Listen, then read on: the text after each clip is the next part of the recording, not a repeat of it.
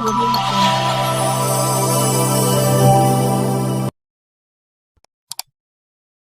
श्रीवास्तव, आप देख रहे हैं TV7 न्यूज यूपी। हम आपको बता दें, हम बात करने जा रहे हैं भ्रष्टाचार की। टांडा नगर पालिका परिषद में नजूल चुंगी की भूमि दुकान को फ्री होल्ड करने के नाम पर 4,60,000 रुपए ले लिए जाते हैं। इसकी शिकायत पीड़िता के द्वारा जनता दर्शन मुख्यमंत्री के कार्यालय की जाते हैं। उसके बाद फिर दूसरी बार जन सुनवाई में जन समाधान दिवस में किया गया। आपको हम बता दें, पीड़िता इंदुलता पत्नी सुभाष तिवारी के द्वारा यह शिकायत की गई कि उसके पति से रायपुर सकरावल चुंगी की दुकान को फ्री होल्ड कराए जाने के नाम पर 4,60,000 रुपए नगर पालिका परिषद के राजस्व निरीक्षक और कैशियर के द्वारा ठग लिए गए। और जब फ्री होल्ड करने को लेकर बात कही गई तो जान से मारने की धमकी दी गई। इसी संबंध में जांच चली रही थी। जांच में दोनों पक्षों के बयान दर्ज किए गए। इसी बीच बीते 14 अक्टूबर को अपर जिलाधिकारी प्रभारी नगर पालिका अध्यक्ष के द्वारा एसडीएम टांडा प्रभारी ईओ को दोषी पूर्व कैशियर और राज्य निरीक्षक के ऊपर मुकदमा दर्ज कराने का आदेश दिया गया। 53 पन्नों का पेज बीते 14 अक्टूबर को गोपनीय रिपोर्ट एसडीएम टांडा प्रभारी ईओ को भेजा गया। आज हम आपको बता दें, पूरे दिन धमा चौकड़ी चली। एसडीएम टांडा प्रभारी ईओ के जो है इस समय टांडा के, उन पीड़िता इंदुलता पत्नी सुभाष तिवारी को बुला लिया गया, टांडा कोतवाली में बैठाया गया। उसके बाद घटनाक्रम बड़ी उथल पुथल हुई। हमारे साथ इसी संबंध में बात करने के लिए मौजूद हैं बेबाकी से अपनी बात रखने वाले पुराने नेता, भाजपा के वरिष्ठ नेता, पूर्व नगर अध्यक्ष भी हैं दीपक केडिया जी। वो बेबाकी से जवाब देंगे भ्रष्टाचार को लेकर। नगर पालिका में भ्रष्टाचार, व्याप्त भ्रष्टाचार 4,60,000 रुपए, जहां एक तरफ पहली बात होगी, दूसरी बात होगी और कई भ्रष्टाचार सुरेश पांडे के द्वारा। आपको हम बता दें, दीपक केडिया वो शख्स हैं जो सच बोलते हैं। नतीजा होता है कि उन्हें मुकदमा मिलता है। बीते दिनों कई ऐसे ज्वलंत मुद्दे उठाए जिसका नतीजा हुआ कई मुकदमे में लाद दिए गए। इनकी पत्नी सभासद हैं हमारे साथ बात करने में। पहले तो आप केडिया साहब, आपका TV7 न्यूज स्वागत है। आज जो भ्रष्टाचार का 4,60,000 रुपए का मामला प्रकाश में आया है, उस संबंध में जो खेल किया जाए उसमें क्या कहना है आपका? ये मामला तो बहुत पुराना है और ये कछुआ गति से चलते हुए आज ये स्थिति तक आया। मैं तो ये कहूँगा कि जिस तरीके का ये आरोप अधिकारियों पे लगा, नगर पालिका के कर्मचारियों पे लगा, और इसकी जांच जिस कछुआ गति से आज यहाँ तक लाई गई, अगर ऐसा ही कोई आरोप आम आदमी पर लग जाता या नेता पर लग जाता तो उसको 24 घंटे में जांच डिस्पोजल करके मुकदमा लिख देते। तो ये तो देखा जाए तो अधिकारियों की सारी मिलीभगत है। सारे साक्ष्य मौजूद हैं, सब कुछ उपलब्ध है, बयान उपलब्ध है, डॉक्यूमेंट्री प्रूफ उपलब्ध है, सारी चीज उपलब्ध है। उसके बावजूद भी इसमें लिपापोती की जा रही है। इसमें तो जो तहरीर है पीड़िता की या पीड़ित की जो तहरीर है, उसके आधार पर सीधे सीधे मुकदमा लिखा जाना चाहिए। सारी चीजें स्पष्ट है। इसमें दोषी आप किसे सबसे ज्यादा मान रहे हैं? आप जान रहे हैं कि चुंगी की भूमि जो दुकान है वो नीलामी नहीं की जाती। जब शिकायत हुई तो आनंद फानन में जो सूचना आ रही है, मतलब अपने आप को बचाने के लिए पालिका के प्रशासन की व्यवस्था ने उसको किराए पे दे दिया। क्या आपको लगता है ये सही तरीके से काम किया गया? नहीं, ये तो सरासर गलत है। ये तो इसमें तो सीधे सीधे तो सरकार की मंशा पे ही पानी फेर दिया इन लोगों ने। सीधे सीधे इसमें तो मुझे लगता है कि इसमें तो माननीय उच्च न्यायालय का भी आदेश है कि किसी भी सूरत में पट्टे के अलावा, नजूल के पट्टे के अलावा किसी प्रकार की भूमि को फ्री होल्ड नहीं किया जाएगा, जिस पर रोक लगी हुई है।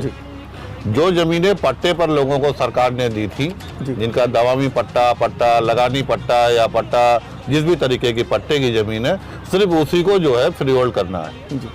किराए पे भूमि, जहाँ तक इसका मामला है, क्योंकि मेरी पत्नी 5 साल से बोर्ड में है, बोर्ड में इस तरीके का कोई प्रस्ताव आया नहीं कि सुभाष तिवारी को जो है ये ज़मीन किराए पर देनी है या इसका कोई किराए की फाइल पेश हुई।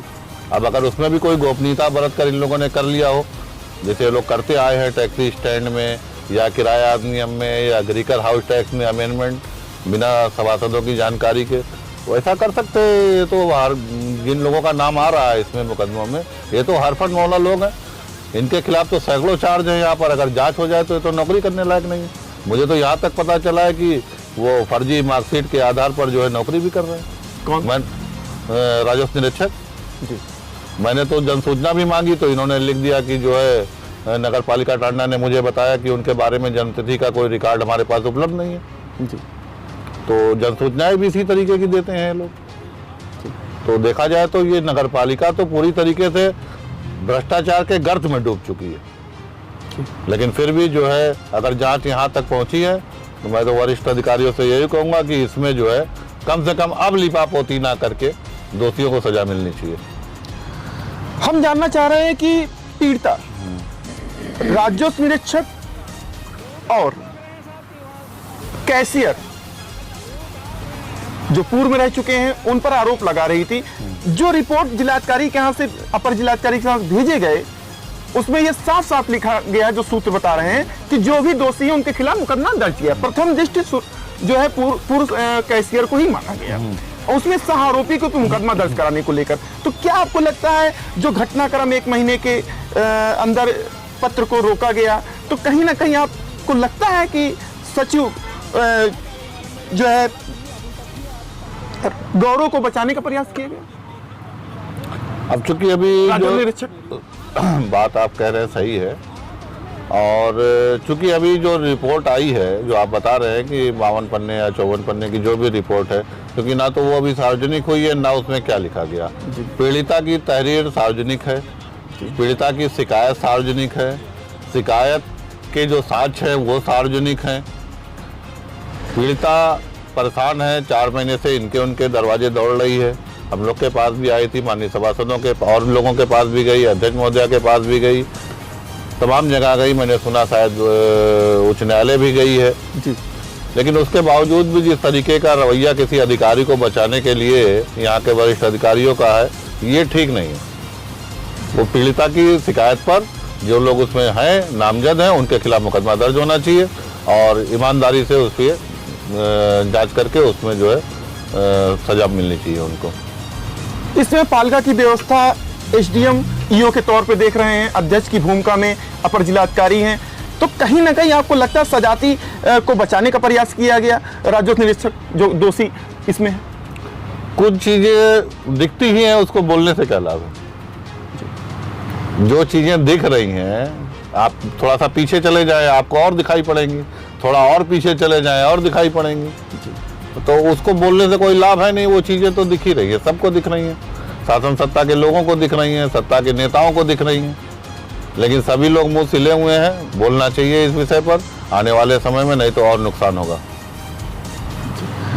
बीते दिनों आपने एक बात कही कि आधार कार्ड राजस्व निरीक्षक के फर्जी आधार कार्ड जन्म तिथि को लेकर आपने मुद्दा उठाया, उस दिशा में आपकी तरफ से एक जन सूचना मांगी गई थी, उसमें क्या सूचना अभी तक उपलब्ध हो सकी आपको? नहीं, उसमें इन्होंने गलत सूचना उपलब्ध कराई मुझे, जबकि सर्विस बुक जो है राजस्व निरीक्षक की यहाँ उपलब्ध है और उस पर डेट ऑफ बर्थ भी पड़ी हुई है, लेकिन फिर भी इन्होंने मुझे लिख कर दिया कि हमारे पास जो है राजस्व निरीक्षक के जन्म के संबंध में कोई प्रमाण उपलब्ध नहीं है। शासन को मैंने शिकायत भेजी है, लेकिन अभी तक उस पर कोई जांच हुई या नहीं हुई।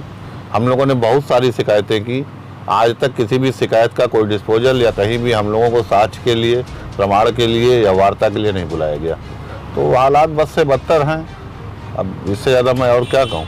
प्रथम सूचना अपील आपने की थी, क्या दूसरी सूचना अपील आपके द्वारा की गई है? दूसरी सूचना अभी मेरे द्वारा नहीं की गई है, लेकिन दूसरी सूचना जल्दी की जाएगी और जो है इस विषय में जो भी है दूध का दूध पानी का पानी सामने आएगा। क्या कारण है नहीं किया गया?